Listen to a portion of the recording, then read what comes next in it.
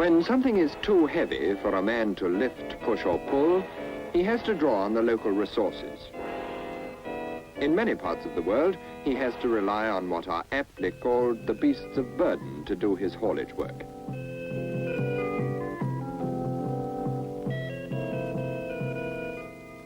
In their slow, methodical, uncomplaining way, they've plodded through the centuries in the sweltering heat, providing the farmer with his livelihood and the population with the fruits of the earth.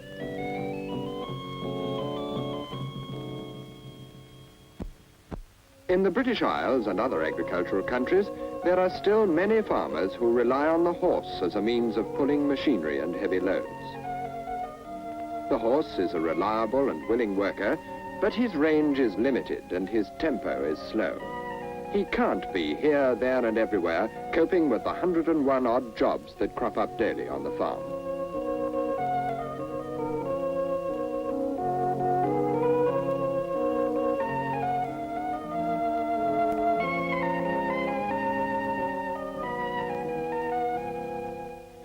What I want, says many a farmer, is something that can do everything the horse can do, plus a lot more, and at 3 times the speed.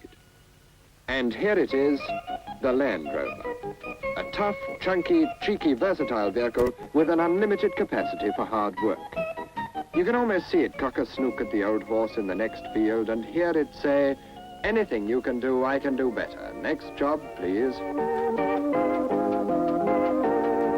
What's this hitched on behind me? A pickup baler? Heavy? Yes, of course it is.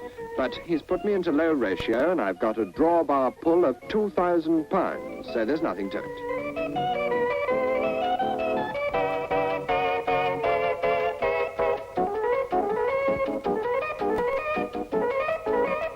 And as for this harrow, well, I hardly know it's there.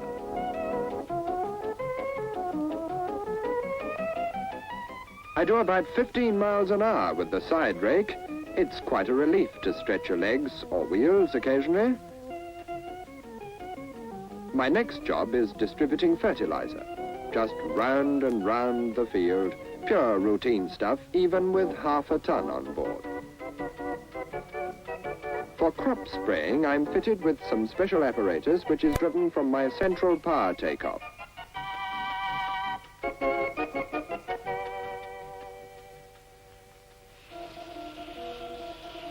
This power takeoff also runs a generator for welding. I must confess I find it a bit on the dull side, being a stationary power plant, but it's all in the day's work and fences have to be strengthened.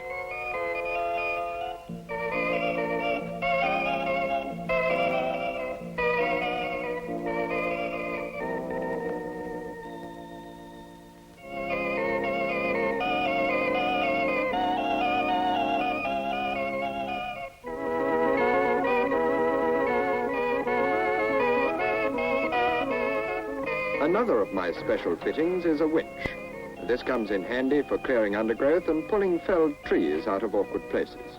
It's a relief to be tugging something heavy. Well, fairly heavy, but I do hate having, as it were, to watch.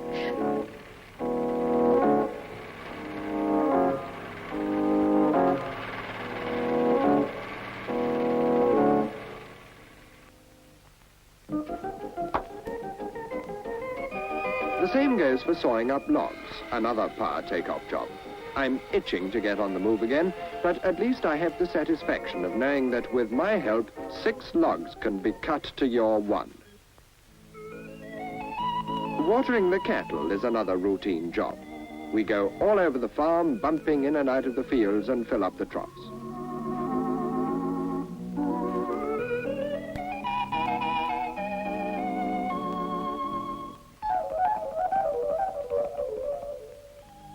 A couple of cows have been sold to a neighboring farmer, and I have to deliver them. You'd be surprised at the variety of things, human and otherwise, I carry about. Pigs, poultry, corn, children, dogs, shooting parties, fencing, and milk churns. Every morning, year in, year out, I'm loaded up with milk churns and take them to the collecting platform. I've got so used to it, I could do it almost in my sleep.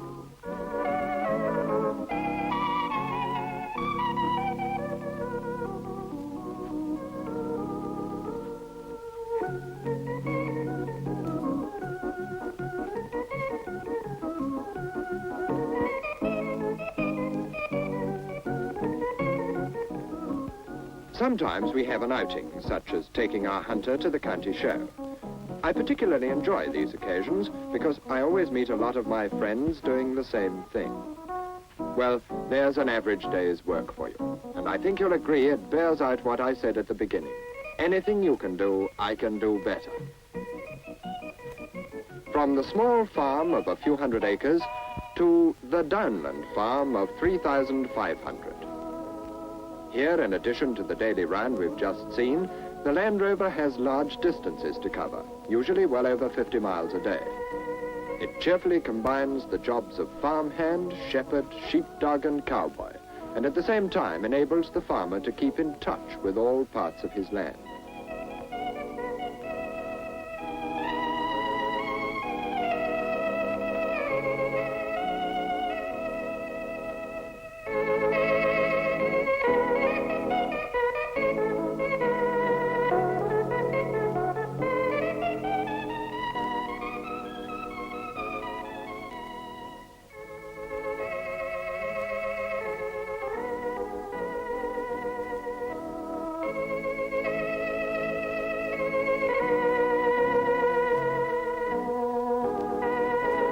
If one of the dogs goes lame, the Land Rovers, working in pairs, take over and round up a herd of cattle as effectively as a couple of Texas cowboys.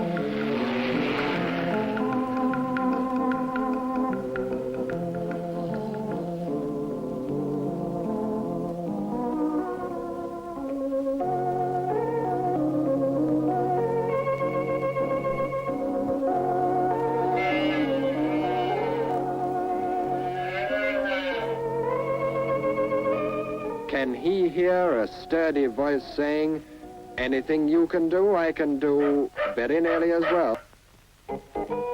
In industry, as in farming, the Land Rover is the ever-willing hack, a cheerful picker-up, carrier and putter-down of men and materials. One of its most popular functions on large building sites is running a shuttle service to the canteen. On hot afternoons, many a thirsty man has had reason to be grateful to this pocket Goliath for saving him a long and dusty walk.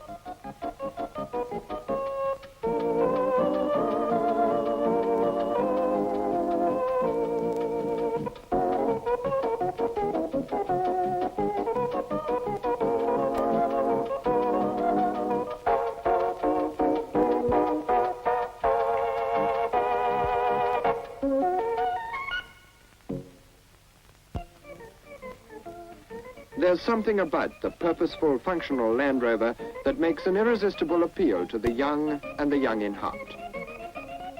Can we have a look at the engine, mister? Yes, certainly you can.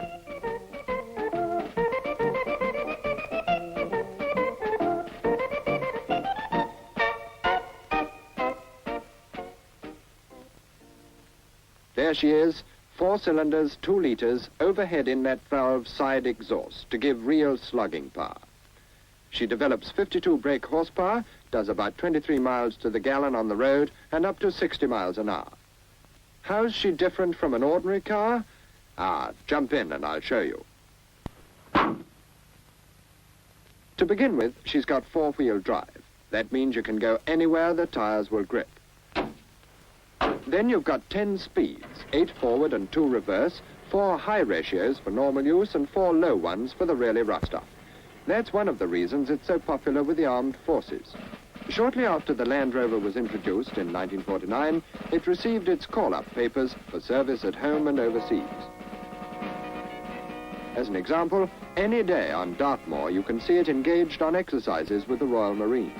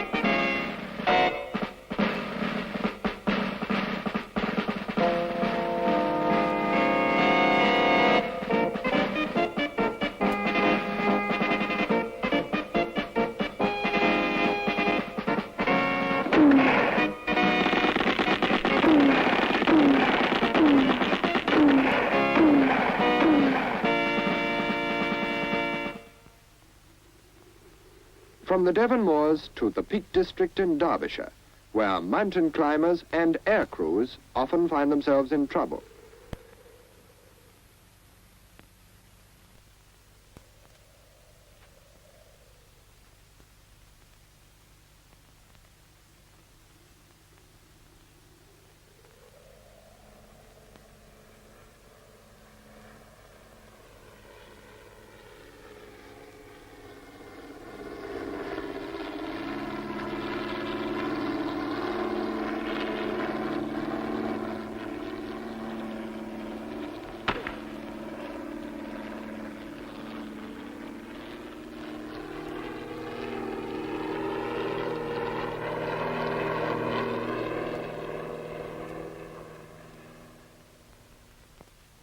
The Royal Air Force Mountain Rescue Service was formed in 1943.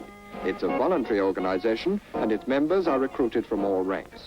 These men give up nearly all their spare time to training in first aid and navigation over rough, mountainous country.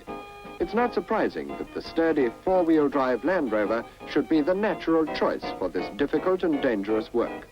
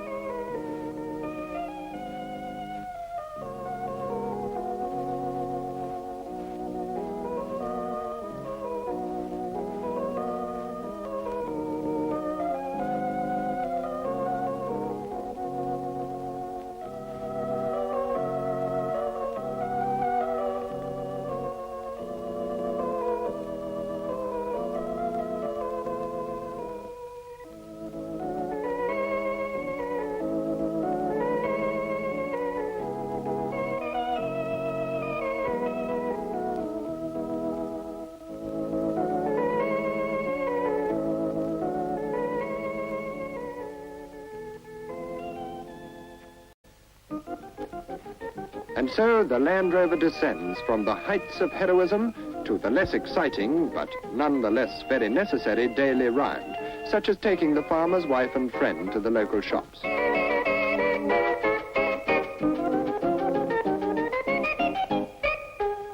But the spirit of adventure is never far away. These station wagons were fitted out for an Oxford and Cambridge University Far Eastern expedition. Extra equipment such as water cans, 50-gallon petrol tanks and large winches was fitted. So that the expedition could be filmed, a special sliding roof was made for them.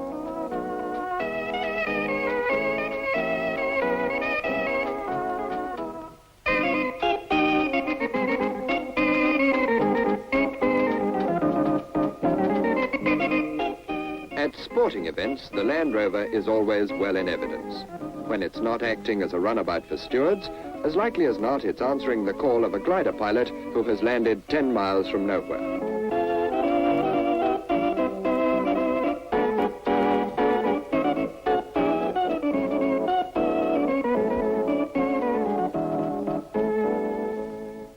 If fire breaks out at the factory, the nippy little scarlet Land Rover tender gets off the mark in a flash to deal with the trouble.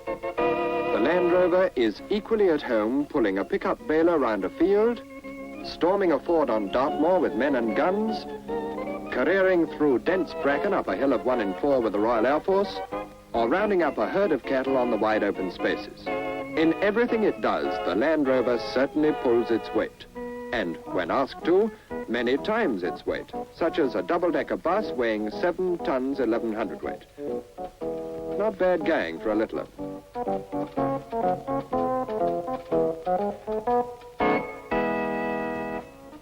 At Solihull, near Birmingham, where Land Rovers are made, each one is thoroughly road tested on the company's private track. In all shapes, colours and sizes, they stream round the tarmac before being passed out as fit to tackle the uncharted bumps, ruts and potholes of the world. Whether they will become the property of farmers, industrialists, the services, explorers, or the private motorist, of one thing you can be certain. In the words of the confident, rugged, go-anywhere Land Rover itself, anything you can do, I can do better.